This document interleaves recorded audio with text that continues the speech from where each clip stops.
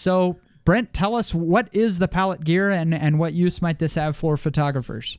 Yeah, the palette gear is a set of controls that is a series of buttons, knobs that also have a button functionality, and some sliders. And so you can look at them at palettegear.com. And I ordered their kit that's called the Expert Kit. And so it comes with 2 buttons, 3 knobs, and 2 sliders. And then it also has this little control module, which is where you plug your USB cord into. So you get the USB coming from the computer or your USB hub, you plug it into this, you download their software, and it has a plug-in for Lightroom. And so it allows you to use these buttons and these other items for adjusting your settings when you're in Lightroom Develop module. So is it just for Lightroom or also for Photoshop? It is, excuse me, it is for almost all the I guess the useful apps. There's a lot of apps from the Creative Cloud that are, I would have no idea what I would do with them. The ones that photographers care about. But the Premiere, ones that photographers Photoshop, care about, your Lightroom, Photoshop, video editing, Audition, After Effects. It has workings for all those different softwares. So what you have then, at least for me, what I've been doing, I'll keep what they call the palette app little module up on one screen because I have a dual screen setup, and that will show me my mapping of the layout. And so then it also has the little what functionality that has. So like on one of my knobs, I have basic saturation, basic temperature is another one, basic black is another one. So that's right in from the develop module item. So, okay, I'm trying to picture this. So you have all these like physical buttons and dials in front of you on your desk. Right there, it's on the video. All right, so you got these knobs, and then you've got a dual screen setup, and you're putting a whole screen dedicated to just telling you what those buttons and knobs are. Not quite a whole screen, but until I remember what they are and can really just be like, oh yeah, that's what it is, then yeah, I'm using it as a little bit of a cheat because I've been playing with it. I've been changing the functionality of what those are, and it's doing all right. It's and once once I get something settled, I'll remember it, and I won't need that there. It's just I have it there now so I can learn it. I've only been working with it for about 2 or 3 weeks. I'm surprised that they don't have any kind of label on them or a little LCD to tell you what it's doing. That's one thing I would love, because if it had for each little item just a little spot so I could put a label there, because I've been tempted to get my label maker and put something on there just so I can look at it. Now the little junction box that everything plugs into, that does change. So like if I were to change the core, the brain part. Yeah, the brain part. If I change my basic saturation, it will change. It'll flash on its little screen and it says, oh, you're dealing with Lightroom basic saturation. Or in this other one, I'm changing the clarity. And so it will notify me what that is. It's just on the slider itself, it doesn't show me that. Okay, so it looks like the Expert Kit costs $299. Is the price justified? I mean, obviously it depends on the person, whatever, blah, blah. Sure. But, sure. And they have different kits. They have their starter kit for $199, or you can get all kinds of different, wood buttons and dials for, whatever. The really fancy ones. But what do you think? I mean, obviously it depends on the person, but is this worth actual dollars?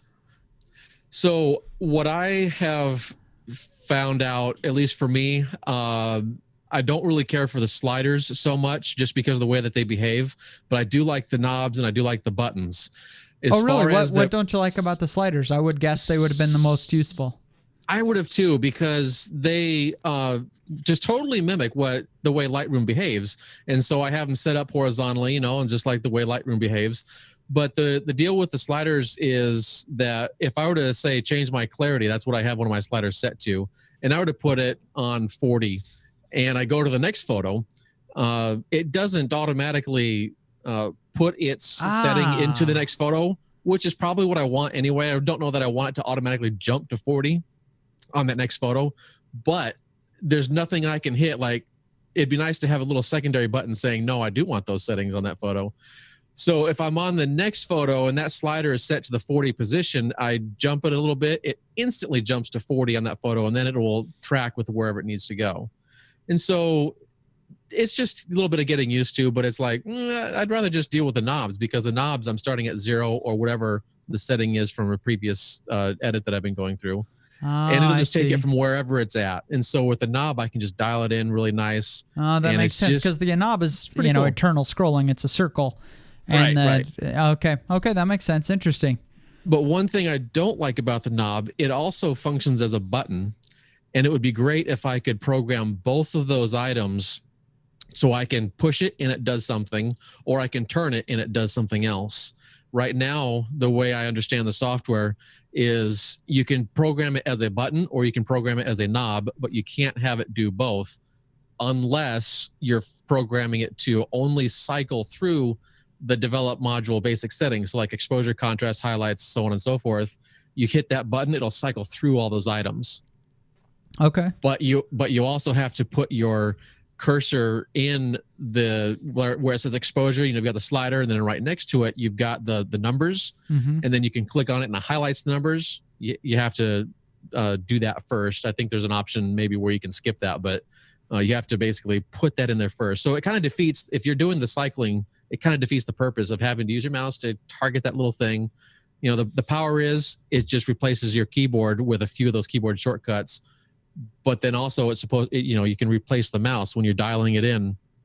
The power for me, the reason I like it and the reason I think I'm going to keep on using it is when I've done an initial, for two things. When I'm doing an initial edit, it's super powerful as far as speed. You just slam that button down. It's like you're playing a video game, so to speak. And I've programmed one of the buttons to be an X. So that's the reject in Lightroom. Oh, nice. Can you have a sound? Because I've always wanted a sound in Lightroom when I give it a 1 star, like, that would be awesome. I don't, it doesn't do a sound, but let me get my mic down to it and hit it, because you do have that. Okay. That's nice. I can picture that just like a little slap, like a little offensive slap to the photo. That's nice. That's right. So, then there's a function when you're in Lightroom, where you've got the auto advance. I don't know if anyone has done that, but when you're in the library module, you go to photo menu item and you go to auto advance. When you do a command on that photo, whether it's adding to my collection, which is that's going to be a keeper. I'll add it to a collection. So that's the B keyboard shortcut I have programmed to one button, and the X is programmed to another one. So I hit B, which will add it to my collection for my keepers. That's in this case, I'm editing for my stock agent. And then it automatically will advance me to the next picture, and I don't have to hit the keyboard to take me to the next picture. So that's kind of fun too. But then once I have a collection of images already in that collection set, I can go through very quickly and just tap a button, reprogram that button to tap it to say next photo, please. And then I can just do a super quick edit with those basic items that I am always dealing with: saturation, temperature, blacks, clarity, and exposure. And I can dial it in for a rough develop edit. I gotta emphasize rough, because it's not definitely a fine tuning as far as what I'm gonna do. I'm gonna take a lot of detail when I'm submitting these images, but I got to get at least the previews looking decent. So it works really good for that, and it's actually sped up my work for that. Cool.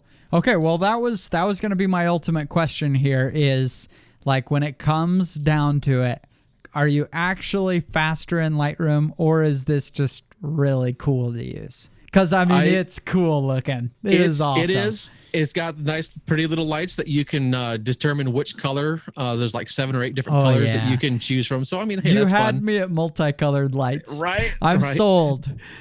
But really, I mean, is it really speeding things up? I think it is. It's speeding things up because I no longer have those really tiny targets that I got to hit with my mouse. And all I got to do is just grab that knob and it just makes the change. And so again, I'm going back to this. These are rough edits that get me into the ballpark that says that my agent says, yeah, that's a good photo.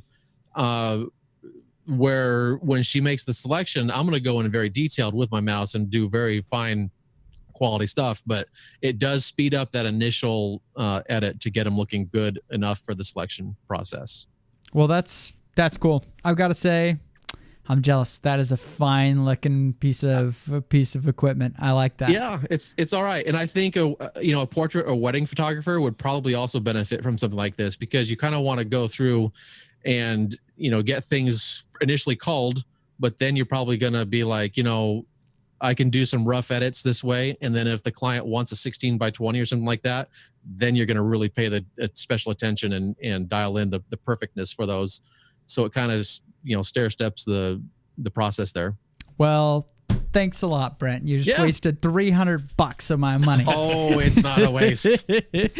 No, that's cool. It looks really cool. I might have to get that. It looks pretty cool.